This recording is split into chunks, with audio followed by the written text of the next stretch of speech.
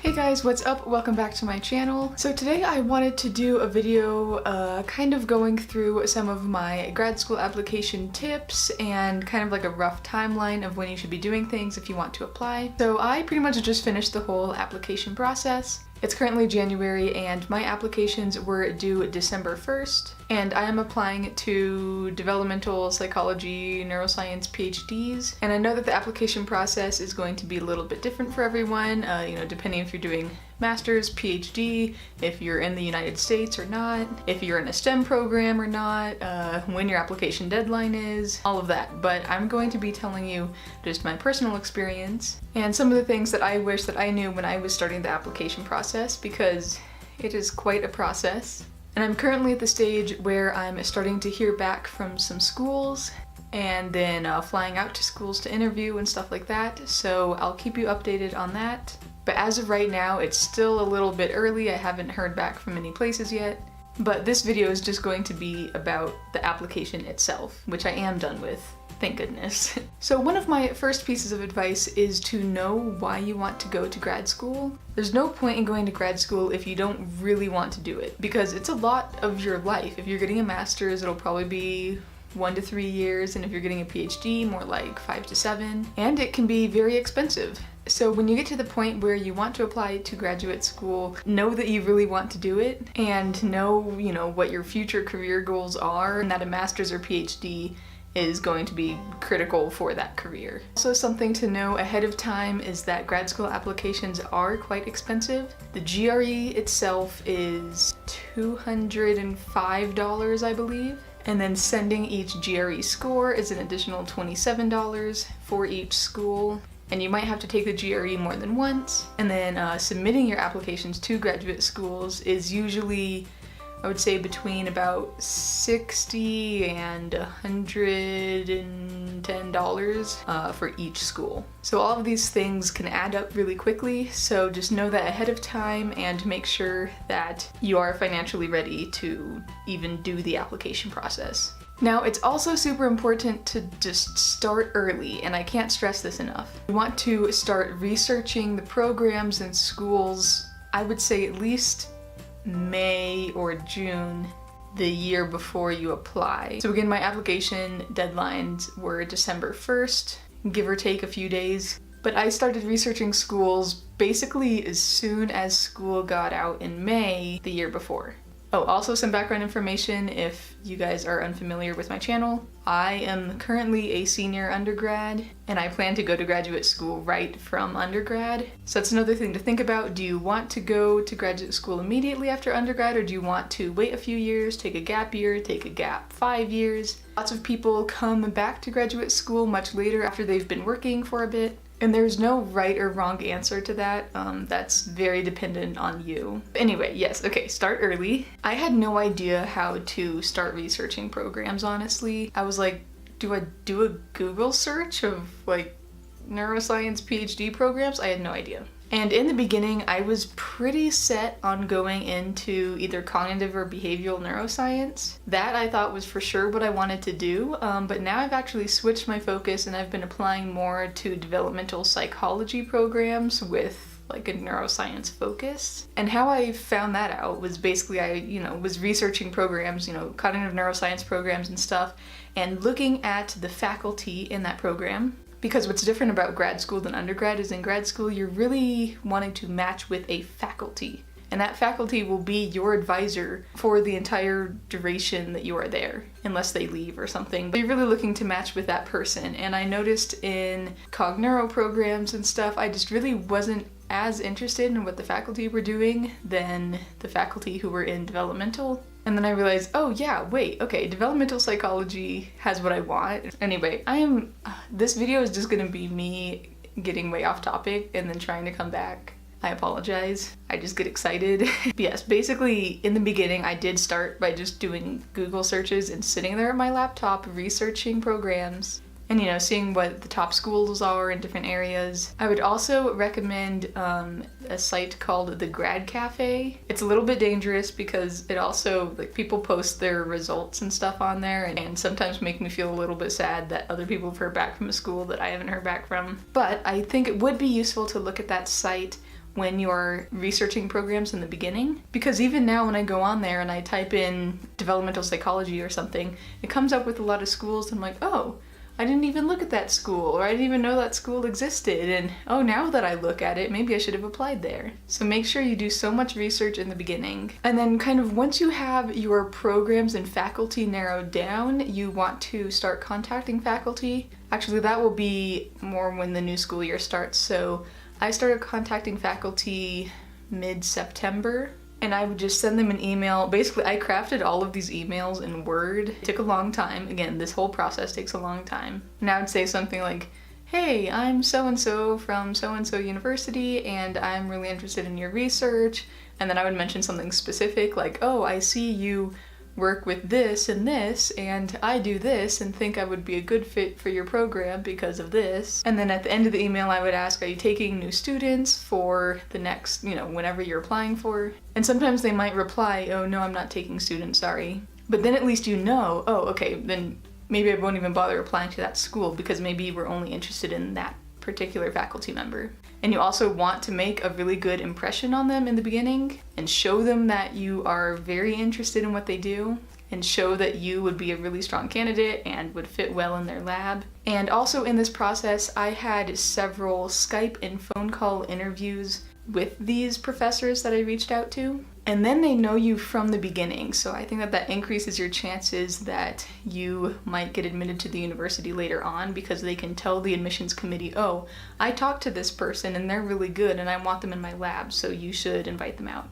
So yes, make sure that you contact these faculty beforehand. I know it can be intimidating, but they're getting lots of these emails. It's not unusual. In fact, it's very common. They're probably getting lots of emails from different grad students and stuff, so you want to make sure that yours stands out. But also make sure this email is concise. Don't go on and on and on like I am right now. Keep it short and sweet and show that you're genuinely interested. So then again, backing up a little bit, I think that the best time to study for and take the GRE is over the summer. That's what I did. I basically spent all of June, all of July studying for the GRE. I did let's say about 3 hours a day. And then I took it at the end of July so that I would have plenty of time if I needed to retake it. That worked out really well for me because if I were to study during the school year while I was taking all of my classes, I would have been very overwhelmed. And so make sure you give yourself lots of time, at least 2 to 3 months. Because if you want to retake it, you have to wait at least 3 weeks. They say it can take 6 to 8 weeks for your GRE scores to be sent to the university that you told them to send it to. So make sure that you have that 6 to 8 week buffer before your deadline. Also, if you guys want to use the Magoosh GRE online study thing, I did a video of that a while back. I'll link it if I remember. But they did give me a 20% off code for Magoosh. I'm not being sponsored to say this. They didn't pay me anything. I wish they did. That would have been great. But they gave me the code Zoe20. So if you want to use that code, you can get to 20% off any of their plans. So yeah, okay. Letters of recommendation are another really big part of your application. Most places want 3, and some schools that I applied to had some specific things that they wanted from those recommenders. Like one school said that they wanted 2 of them to be people you had as a professor. So this means it can't just be someone you did research with or someone you work for or something like that. They wanted them to be people who know your academic strengths. So keep that in mind and think about who you want your recommenders to be and make sure that you give them enough time to write your recommendations. And that means I would say at least 2 months. So make sure that you ask someone who knows you well and can really talk about your strengths. And make sure that the 3 people you choose kind of give you a holistic, well-rounded view of you. Other parts of your application include your CV and your personal statement. Your CV is basically a resume, but includes everything you've done. It has no page limit. You can list everything on there. You can write paragraphs. Well, maybe not paragraphs, maybe small paragraphs. But your CV is really where you highlight everything you do, and all but one of my programs asked for a CV. Actually, most of them asked for CV/resume, and in that case, give them a CV because you're giving them more information in the CV. Whereas if you give them a resume, they're only seeing like 2 pages of you. As for the personal statement, start early on this too. I wish I started earlier, but I didn't. I would say start this like 3 months in advance before your application deadline. You're going to have to write a different personal statement or statement of purpose, or different places call it different things. But you're going to have to write a different one for every single school. And you can kind of use a template for it because you'll be saying some of the same stuff like past research experience and stuff that you have.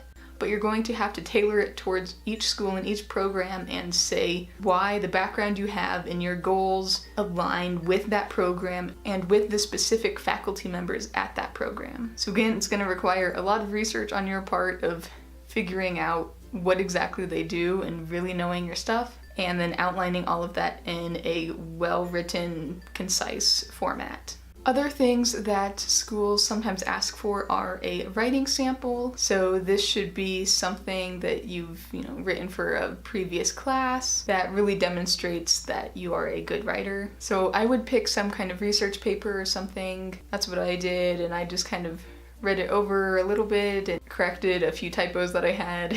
Made sure it was written well, because again, it is your writing sample, so you want it to be really well written. So just keep that in mind. If you have previous papers from classes, maybe bring them out of the deep, dark hole of all your schoolwork, polish it up a little bit, and then you can turn that in. Some schools also ask for a diversity statement. I had to write a few of these. Basically just how diversity, which is a broad term, it's not just like racial diversity or whatever, but diverse experiences and backgrounds and cultural considerations and things like that tie in to how you would contribute to diversity in their program, and basically just kind of what makes you unique and what sets you apart from the other applicants. And that would be in addition to your personal statement. So yeah, there's a lot of application materials, a lot of things to write. You'll also have to send in your transcripts. So again, make sure you allow time for that. So with all of this stuff that you're gonna have to submit, it gets really confusing. So my other tip would be to